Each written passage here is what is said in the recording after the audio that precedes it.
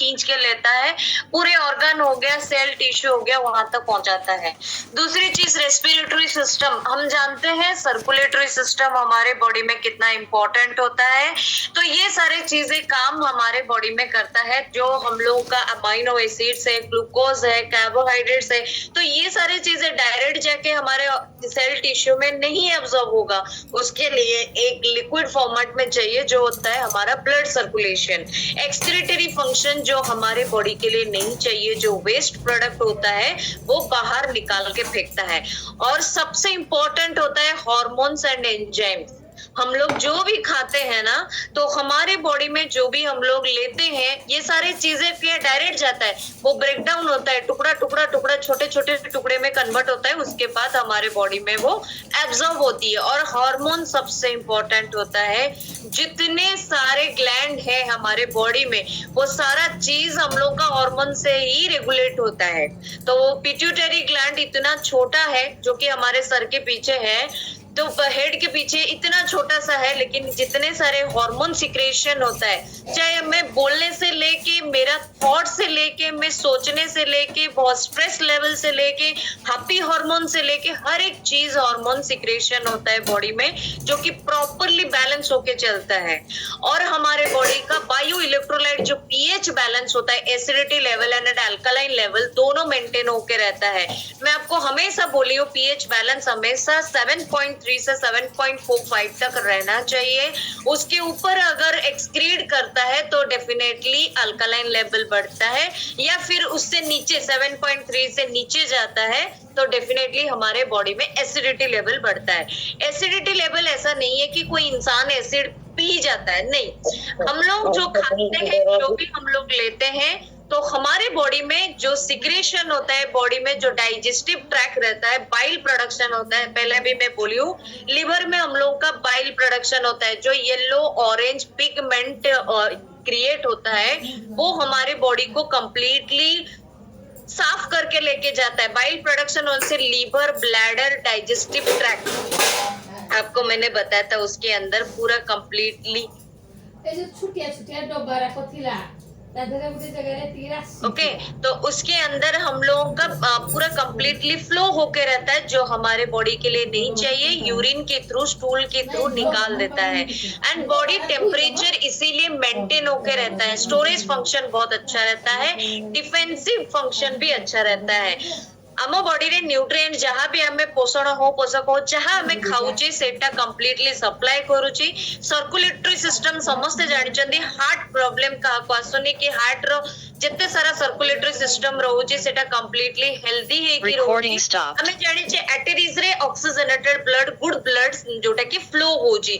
तो आम बॉडी रे जेतेबेले आर्टरीज रे कोनोसी प्रकार रो बैरियर क्रिएट होबा कथा नुहो, कि ब्लड वेसल्स रे कोनोसी प्रकार रो क्लॉटिंग होबा कथा नुहो, काहे कि ना सादरे ऑक्सीजनेटेड ब्लड जोटा हम ऑर्गन को दरकार, जोटा हम सेल टिश्यू को दरकार, ता भितरे कोनोसी प्रकार बैरियर आसीबा कथा नुहो, सेटा कंप्लीटली फ्लो होई कि जीवा निहाती दरकार। तो एक्सक्रीटरी फंक्शन जोटा आसुचे हम बॉडी रो, यूरिया हो, uric acid, creatinine level maintain हेई कि रहउची, काहे कि ना किडनी रे जो हमर फंक्शन होची, ब्लड जो फॉर्मेट करूची, वेस्ट प्रोडक्ट को बाहर करिया पई हेल्प करची। तो हार्मोन्स भी हम बॉडी रे हार्मोन्स भी हम बॉडी रे सिक्रेशन होची, एंजाइम भी सिक्रेशन होची, एसिड बैलेंस भी हम बॉडी रे मेंटेन नहीं की रोची, जोटा एसिडिटी और अल्कलाइन लेवल मेंटेन नहीं की रोची, ता द्वारा बॉडी टेम्परेचर मेंटेन होची। डिफेंसिव फंक्शन, डिफेंसिव माने इम्यूनिटी पावर हम लोग का बढ़ाता है। ओके, इम्यूनिटी पावर हम बॉडी रे बढ़ुची। तो एठी आपण जानि थिबे, हमरो जतबेले ब्लड टेस्ट हमें करू, तादरे रेड ब्लड सेल्स और व्हाइट ब्लड सेल्स हमें ताकू जोटा टेस्ट करने को दिया जाए, तो तादरे प्लाज्मा लेवल भी लिखाई थाए, प्लेटलेट लेवल भी लिखाई थाए। तो सेटा जानिया दरकार हम बॉडी रे कोन खाली रेड ब्लड सेल्स टेस्ट हुएनी, व्हाइट ब्लड सेल्स हम बॉडी रे जो हम बॉडी को जो जर्म्स आसुची ताको केमती फाइट करबो ता पई हेल्प करे। तो हमें पिला बेले भी पड़ी छे, व्हाइट ब्लड सेल्स हम बॉडी रे जदी अधिक रहउची ताहले भी खराब, कम रहउची ताहले भी खराब। तो प्लेटलेट काउंट जोटा रहुची पूरा 2 लाख 3 लाख 2 लाख के ऊपर रहना बहुत जरूरी होता है। तो हमारी बॉडी में रेड ब्लड सेल्स जो बनाता है या फिर व्हाइट ब्लड सेल्स जो बनता है, रेड ब्लड सेल्स तो हमारे पूरे बॉडी में फ्लो होती रहती है, आर्टरीज के थ्रू फ्लो होती रहती है। व्हाइट ब्लड सेल्स जो होता है हमारे जर्म्स को काटने के लिए, जो बाहर का जर्म्स हो गया, बैक्टीरिया हो गया, उसको फाइट करने के लिए वो मदद करता है, राइट। तो प्लेटलेट्स काउंट जो होता है 2 लाख से ऊपर रहना चाहिए, 4 लाख से नीचे रहना चाहिए। और यहाँ पे हम लोग देखेंगे प्लाज्मा जो टेस्ट होता है, वो प्लाज्मा के अंदर पानी, iron level, protein, nutrients, waste, gas, हर एक चीज मेंटेन होके रहना बहुत जरूरी है, तब जाके आपका हेमोग्लोबिन लेवल मेंटेन होके रहेगा। मैं हमेशा बोली हूँ हर एक इंसान को ब्लड लेवल 12.9 से ऊपर रहना बहुत जरूरी है, तब जाके आपके बॉडी में कोई भी चैलेंजेस अगर आ भी जाता है तो उसको फाइट करने के लिए मदद करेगा। ओके, तो रेड ब्लड सेल इरिथ्रोसाइट जो हम लोग बोलते हैं, उसमें मैंने बोला था ऑक्सीजनेटेड जो कि O2 होता है, ऑक्सीजन कार्बन डाइऑक्साइड होता है, CO2 जो एक्सचेंज होता है, कार्बन डाइऑक्साइड जो हमारे बॉडी में डीऑक्सीजनेटेड ब्लड होता है वो उल्टा फ्लो होता है। वेन्स जो आप लोग देखते हैं ना, पूरे बॉडी में जितने सारे वेन्स है वो आपके वेस्ट ब्लड को लेके जाता है, फिर प्यूरिफाई होके फिर वो रेड ब्लड सेल्स निकलता है आर्टरीज के थ्रू, फिर गुड ब्लड सेल्स फ्लो होता रहता है। तो जो ब्लड में वेस्ट पार्ट रहता है उसको भी बॉडी ऐसा बनाया गया है, उसमें भी वो निकाल के यूरिन स्टूल के थ्रू फेंकता है। एंड प्लेटलेट्स आप लोग देखे रहेंगे, कई लोगों को प्लीज स्क्रीन में कोई स्क्रैच मत कीजिए, मतलब अगर कोई छोटे बच्चों के हाथ में अगर दे दिए मोबाइल तो ले लीजिए, मार्क आ जाता है। ओके, तो प्लेटलेट्स जो हमारी बॉडी में रहता है, तो प्लेटलेट्स हमारी बॉडी में आप देखे रहेंगे बहुत सारे डेंगू पर्सन, जो जिन लोगों को डेंगू होता है उन लोगों का प्लेटलेट्स काउंट गिर जाता है। प्लेटलेट्स काउंट गिर जाता है इसीलिए उनकी बॉडी में व्हाइट ब्लड सेल्स का मतलब ज्यादातर काम नहीं कर पाता है, या फिर पूरे कंप्लीट उसका जितना रेंज है उससे बढ़ जाता है, तो ब्लड क्लटिंग होना शुरू हो जाती है, राइट। तो ब्लड क्लट नहीं होना चाहिए। व्हाइट ब्लड सेल्स जो रहता है आप लोग देखे रहेंगे ब्लड टेस्ट के अंदर न्यूट्रोफिल, एसिनोफिल, बासोफिल, लिम्फोसाइट, मोनोसाइट्स ये लिखा रहता है, उसको लोग इग्नोर कर देते हैं। वो छोटी छोटी सेल्स में ही दिखा जाता है कि कितना परसेंटेज ब्लड सेल्स काम करता है, कितना परसेंटेज ब्लड सेल्स में बना हुआ रहता है। ओके, तो उसको हमेशा जब भी आप ब्लड टेस्ट करवाते हैं उसको आप देखिए, उसमें लिखा रहता है, हर एक ब्लड टेस्ट के रिपोर्ट में लिखा रहता है। और एक चीज बताना चाहूंगी, आप अपने बॉडी को जब हेल्दी रखना चाहते हैं तो डेफिनेटली हर 6 महीने में आप एक बार ब्लड टेस्ट कराइए या फिर ब्लड कल्चर कराइए, आपको मालूम पड़ जाएगा आपके बॉडी में क्या चैलेंजेस है या फिर क्या चैलेंजेस नहीं है। तो बहुत ही अच्छा चीज होता है अपने बॉडी को हेल्दी रखने के लिए। और ये चीज होता है कि जैसे कि हमें रेड ब्लड सेल्स देखो जोटा हमें ऑक्सीजनेटेड ब्लड एक्सचेंज हो, कार्बन डाइऑक्साइड जोटा हम ब्लड रे डीऑक्सीजनेटेड ब्लड पुणी उल्टा बहिकी आसुची जोटा कि हमरो भेन रे, ठीक अछि। तो ताकू नै कि पूरा ऑक्सीजनेटेड ब्लड फिर प्यूरिफाई है कि हम आर्टरीज रे जाउची। प्लेटलेट काउंट्स आपण माने जानिथिबे, डेंगू पर्सन को प्लेटलेट काउंट्स पड़ी गले तंत्र माने डेंगू प्रॉब्लम आसे तो से जगह रे को हुए ब्लड क्लटिंग है जे। तो व्हाइट ब्लड सेल्स जोटा हम बॉडी रे बनौची, न्यूट्रोफिल, एसिनोफिल, बासोफिल एगुडा को भी आपण रिपोर्ट रे देखिथिबे, ताको हम इग्नोर करू, किंतु सेही जिंसरु ही जणा पड़े हम बॉडी रे हेमोग्लोबिन लेवल केते मेंटेन नहीं की रहूची।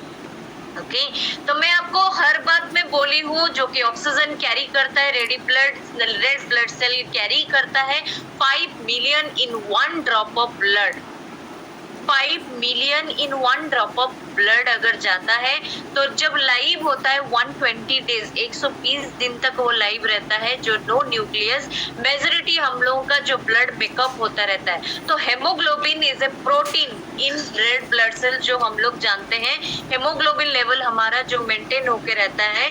लोग सोचते हैं प्रोटीन लेने से हमारे बॉडी में हार्मफुल होता है, ज्यादा प्रोटीन लेने से हम लोग को प्रोटीन हमारे बॉडी के फूड लेवल में कैपिटल है जो कि बॉडी को चाहिए। यहाँ पर भी कंप्लीट कंप्लीटली लिखा गया है।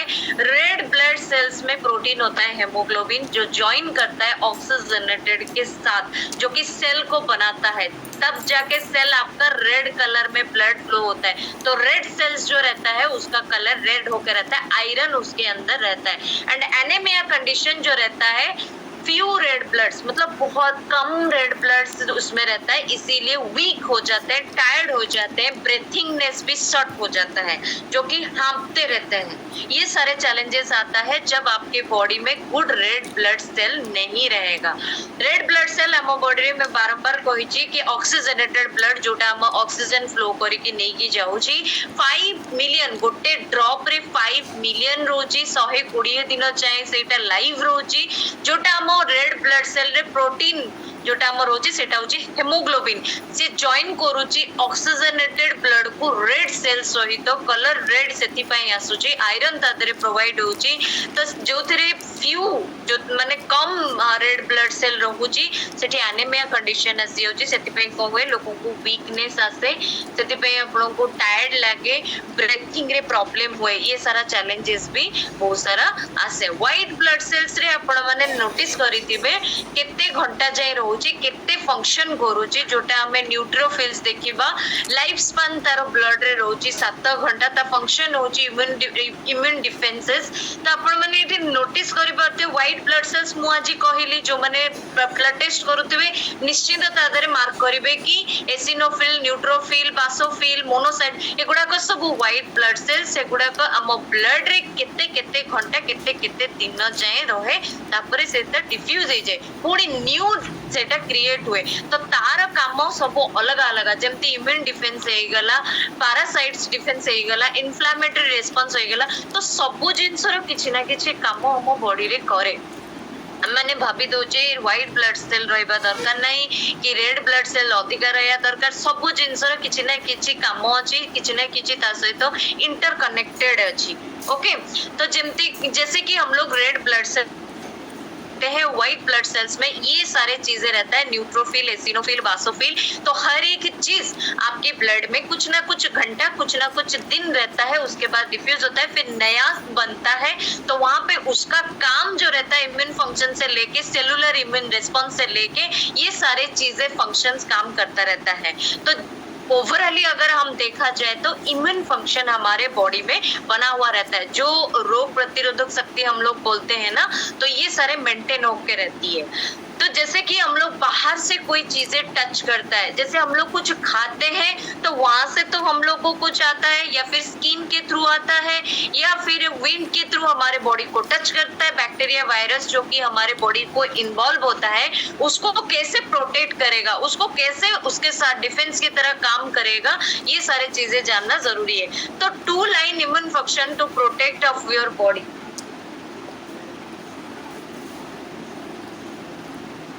फर्स्ट लाइन डिफेंस होता है इनेट इम्यूनिटी, जो कि इनेट इम्यूनिटी जो रहता है हम लोगों का स्किन हो गया, रेस्पिरेटरी सिस्टम हो गया, गट हो गया, जो पेट साफ होने से ही सब चीजें रहेगा, जो कि front liner of your immunity system. Front liner मतलब पहला लाइन जो आ जाता है ना इम्यून के लिए, हम लोग का पहला होता है स्किन।